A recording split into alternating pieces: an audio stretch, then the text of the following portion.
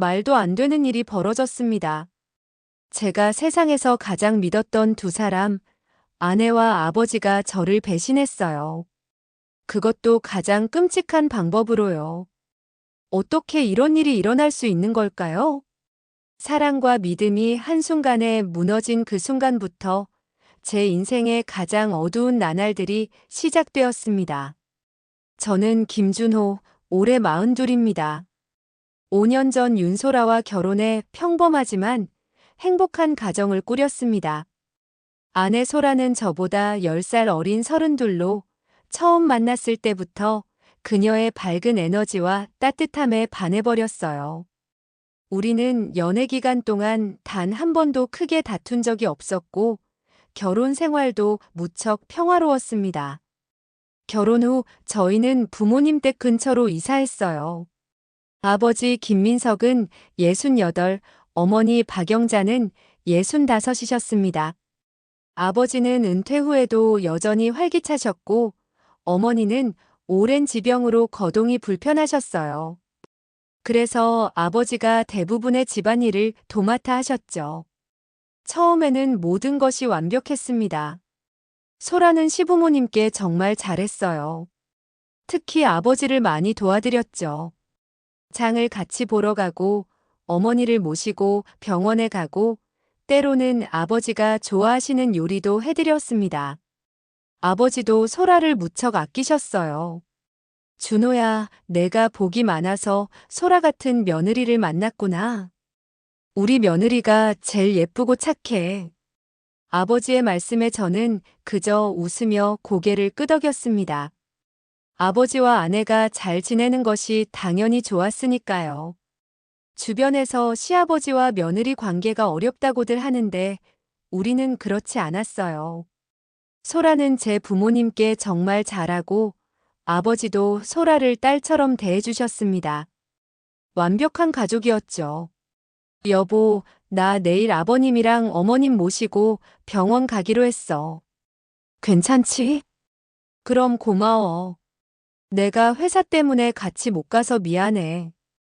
이런 대화가 우리 일상이었어요.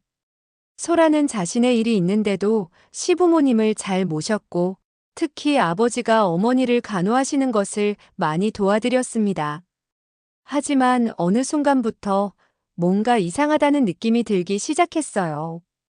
변화는 서서히 찾아왔습니다. 결혼 3년 차가 되던 어느 날부터 소라와 아버지 사이의 분위기가 조금 달라진 것 같았어요. 그들이 서로를 바라보는 눈빛, 대화할 때의 미묘한 표정 변화, 그리고 가끔씩 스치듯 닿는 손길. 처음에는 제 과민한 상상이라고 생각했어요. 어떻게 아내와 아버지가 그런 관계일 수 있겠어요? 말도 안 되는 일이니까요. 소라는 점점 더 자주 아버지와 시간을 보냈어요. 어머니 병원에 동행하는 것은 물론이고 집안일을 돕고 시장도 함께 가고 심지어 제가 출장 가는 날이면 소라는 부모님 댁에서 저녁을 먹고 오는 일이 잦아졌습니다. 여보, 나 혼자 밥 먹기 심심하니까 아버님이랑 어머님이랑 같이 먹을래. 이런 소라의 말에 저는 오히려 고마웠어요. 제가 없는 동안 부모님을 챙겨주니 말이죠. 하지만 어느 날 친구와의 저녁 약속이 취소되어 일찍 집에 들어갔을 때 소라가 없어서 전화했더니 이미 부모님 댁에 있다고 했어요. 나 부모님 댁이야. 저녁 먹고 가려고. 그날 밤 제가 소라를 데리러 부모님 댁에 갔을 때 이상한 장면을 목격했어요. 거실 소파에 나란히 앉아있던 소라와 아버지가 제 발소리에 화들짝 놀라 서로 떨어지는 모습이었죠. 그리고 소라의 얼굴이 붉게 상기되어 있었어요. 아, 준호야, 벌써 왔니? 아버지의 목소리가 평소보다 조금 높았습니다. 소라도 어색하게 웃으며 일어나 제 옆으로 왔어요. 여보, 일찍 왔네. 나 이제 막 가려던 참이었어. 그날 밤 집으로 돌아오는 차 안에서 저는 물었어요. 소라야, 아버지랑 뭐 얘기했어? 아, 그냥 드라마 보면서 이야기했어. 어머님은 일찍 주무셔서. 소라의 대답은 자연스러웠지만 왠지 모르게 마음 한구석이 불편했습니다. 그래도 저는 그런 제 감정을 억눌렀어요. 아버지와 소라가 그럴 리 없어. 너무 예민하게 생각하지 말자. 하지만 그런 찜찜한 순간들이 점점 더 많아졌습니다. 소라가 갑자기 전화를 받고 나가는 경우가 많아졌고, 그때마다 이유를 물으면 아버님이 어머님 약 타러 가는데 도와드리려고라든가, 아버님이 장 보는 것 좀 도와달래서라는 대답이 돌아왔어요. 무엇보다 이상했던 건 어느 순간부터 소라가 저보다 아버지에 대해 더 많이 알게 된 것 같았다는 점이었습니다. 아버지의 취향, 습관, 심지어 아버지의 옛날 이야기까지. 소라는 마치 오랜 친구처럼 아버지에 대해 모든 것을 알고 있었어요. 여보, 아버님이 젊었을 때 춤을 정말 잘 추셨대. 나한테 사진도 보여주셨는데 젊었을 때 아버님이 정말 멋있으셨더라. 이런 말을 들을 때마다 저는 묘한 감정이 들었어요. 아버지가 저에게도 보여준 적 없는 젊은 시절 사진을 소라에게 보여주셨다니. 그리고 왜 아버지의 춤 실력에 대해 이야기하는 걸까? 하지만 그때마다 저는 딸처럼 생각해서 그런 거야라며 스스로를 다독였습니다.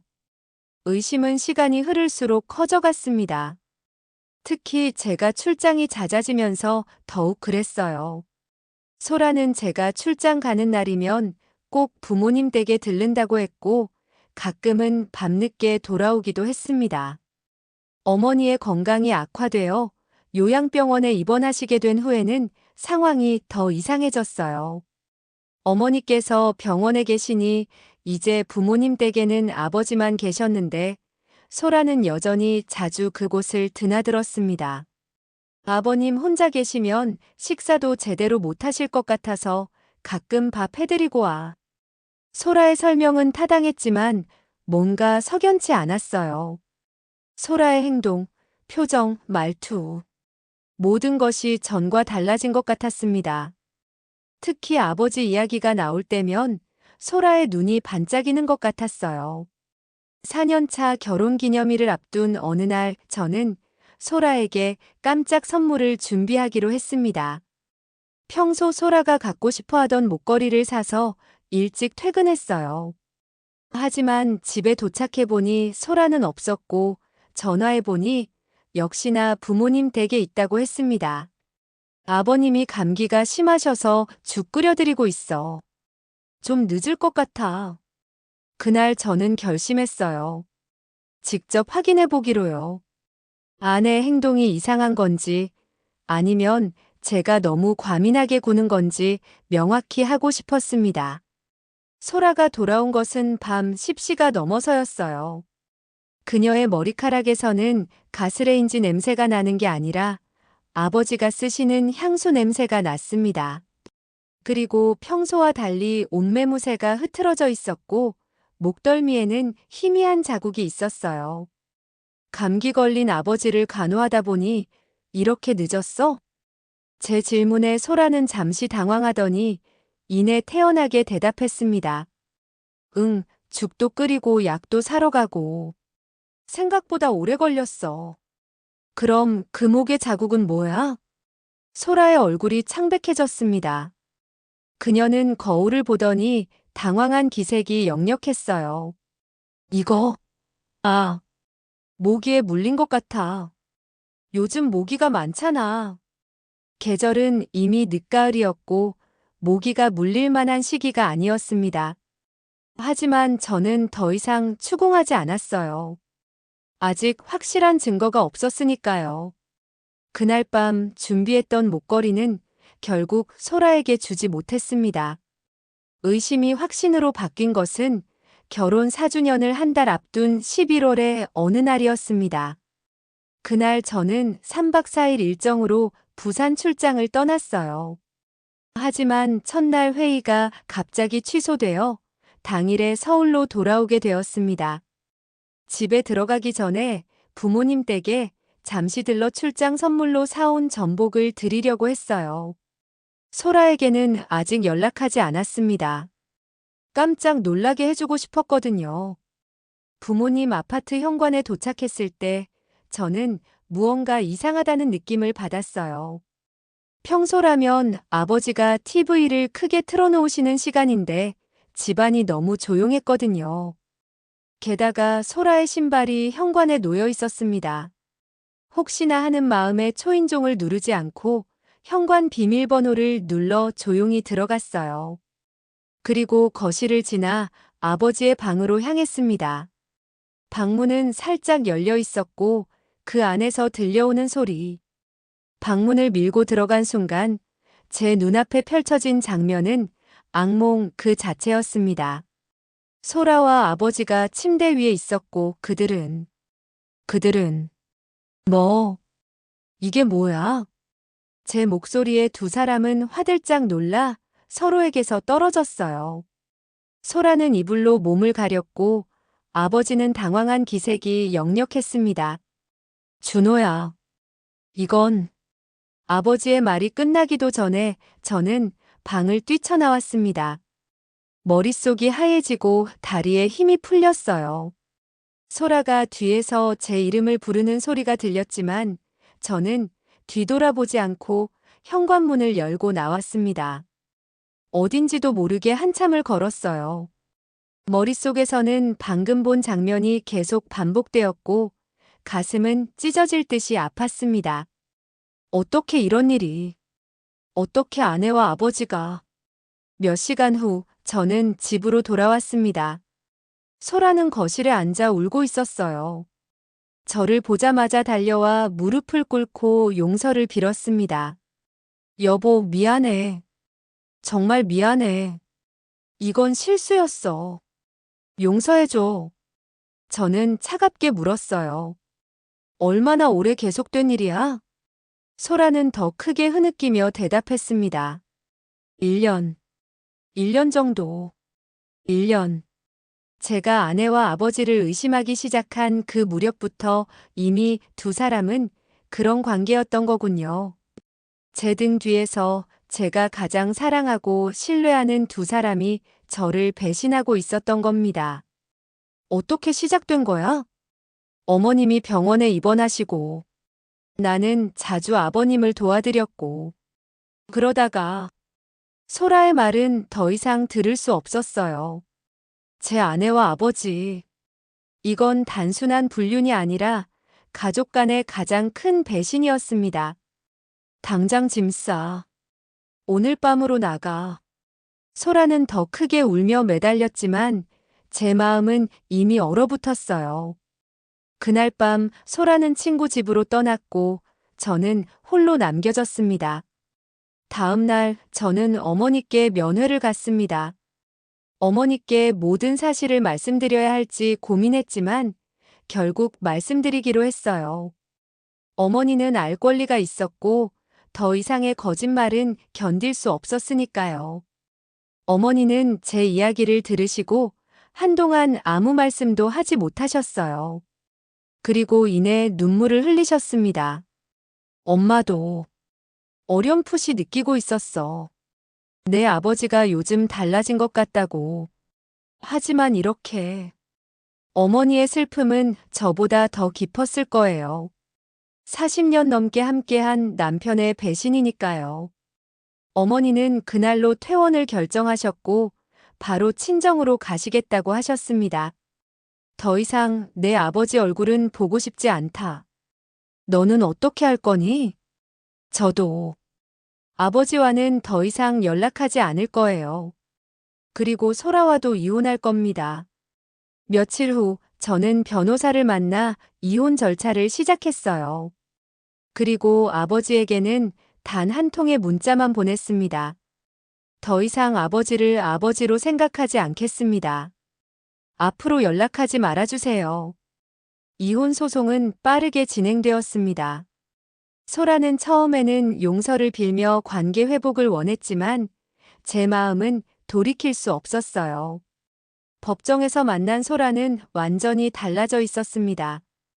더 이상 용서를 구하지 않았고 오히려 당당한 태도였어요. 우리는 진심으로 사랑하게 됐어요. 그게 죄라면 죄겠지만 감정까지 통제할 수는 없었어요. 그녀의 말에 저는 쓴웃음을 지을 수밖에 없었습니다. 진심으로 사랑이라니. 아버지와 아내의 사랑이라니. 이혼이 확정된 후 소식을 들어보니 소라는 정말로 아버지와 함께 살기 시작했다고 합니다. 어머니는 친정에 계속 머무르셨고 우리 가족은 완전히 붕괴되었어요. 친구들과 친척들은 처음에는 이 사실을 믿지 못했습니다. 하지만 소라와 아버지가 함께 사는 모습이 알려지면서 우리 가족은 주변의 따가운 시선을 받게 되었어요. 특히 아버지의 오랜 친구들은 모두 등을 돌렸고 친척들도 아버지를 멀리하기 시작했습니다. 어떻게 자기 아들의 아내와 있을 수 없는 일이야. 그 나이에 무슨 망측한 짓을. 이런 소문들이 퍼지면서 아버지와 소라는 점점 사회적으로 고립되어 갔습니다. 하지만 저는 더 이상 관심을 갖지 않으려 했어요. 그들의 인생은 그들의 선택이었으니까요. 이혼 후 2년이 지났습니다. 저는 새로운 도시로 이사하여 새 직장을 구했고 천천히 상처를 치유해가고 있었어요. 어머니는 친정에서 여동생과 함께 살고 계셨고 종종 제게 연락하셨습니다. 어느 날 어머니에게서 뜻밖의 소식을 들었어요. 준호야, 내 아버지 소식 들었니? 아니요, 전혀요. 왜요? 내 아버지가 큰 병이 들었대. 그리고 소라는 다른 남자를 만나고 있다더라. 어머니의 말씀에 저는 특별한 감정을 느끼지 못했어요. 이미 예상했던 일이었으니까요. 진정한 사랑이라던 그들의 관계가 결국 이렇게 허무하게 끝났다니. 그로부터 몇 개월 후 아버지에게서 직접 연락이 왔습니다. 병원에 입원해 있다며 한 번만 만나달라는 내용이었어요. 처음에는 거절하려 했지만 마지막이 될지도 모른다는 생각에 병원을 찾았습니다. 병실에 누워 계신 아버지는 많이 수척해져 있었어요. 저를 보자 눈물을 흘리셨습니다. 준호야, 도와줘서 고맙다.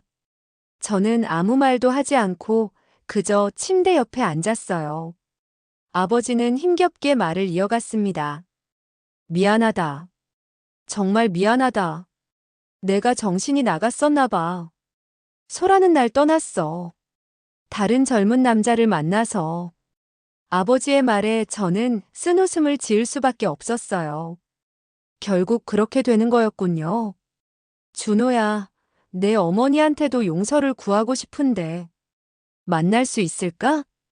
저는 고개를 저었습니다. 어머니는 이미 아버지를 잊으셨어요. 다시 상처받게 하고 싶지 않아요. 아버지는 눈물을 흘리며 고개를 끄덕였어요. 그리고 마지막으로 한마디를 덧붙였습니다. 그래도 내가 와줘서 고맙다. 넌 정말 좋은 아들이야. 그날 병원을 나오면서 저는 묘한 감정에 사로잡혔어요. 미움과 분노는 여전했지만 동시에 왠지 모를 해방감도 느껴졌습니다. 아버지와 소라의 사랑은 결국 그렇게 끝났고 진정한 사랑이란 건 그런 게 아니라는 걸 그들도 깨달았을 테니까요. 3개월 후 아버지는 세상을 떠났습니다. 장례식에는 몇몇 친척들과 저, 그리고 어머니만 참석했어요. 소라의 모습은 보이지 않았습니다. 나중에 들은 이야기로는 소라는 이미 다른 남자와 함께 지방으로 이사 갔다고 해요. 어머니는 아버지의 영정 앞에서 오랫동안 서 계셨습니다. 40년 넘게 함께했던 사람이었으니까요. 미움보다는 안타까움이 더 컸을지도 모릅니다. 어머니, 괜찮으세요? 괜찮아. 이제 모든 게 끝났구나. 아버지의 장례식 이후 1년이 더 흘렀습니다. 저는 새로운 사람을 만나 조심스럽게 관계를 시작했고 어머니도 친구들과 함께 취미 생활을 하며 활기를 되찾으셨어요. 소라에 대한 소식은 가끔 공통 지인을 통해 들려왔습니다. 소라는 결국 그 남자와도 오래가지 못했고 몇 번의 연애를 더 거쳤다고 해요. 결국 그녀는 고향으로 돌아가 가족과 함께 살게 되었다고 합니다. 어느 날 어머니께서 제게 물으셨어요. 준호야, 아직도 많이 아파? 가끔은요. 하지만 이제는 견딜만 해요. 내 아버지를 용서할 수 있겠니? 저는 잠시 생각하다가 대답했습니다. 용서까지는 아니더라도 이제는 미워하지 않으려고 해요. 미움이 저를 더 아프게 한다는 걸 알았거든요. 어머니는 미소 지으며 제 손을 잡으셨어요. 그래, 그게 바로 내 아들이지. 내가 자랑스러워. 사랑하는 사람들의 배신은 이루 말할 수 없는 상처를 남깁니다. 하지만 시간이 흐르면서 저는 깨달았어요. 그 상처마저도 저를 더 강하게 만들었다는 것을요.